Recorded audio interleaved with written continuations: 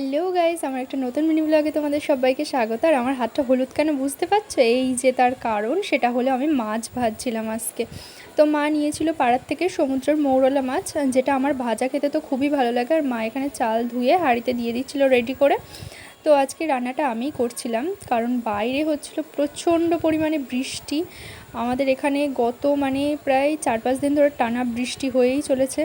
আর ঘরদোর এত স্যাঁতসেঁতে হয়ে গেছে যে জামা কাপড় মেলার আর জায়গা পাচ্ছি না, যা তা অবস্থা।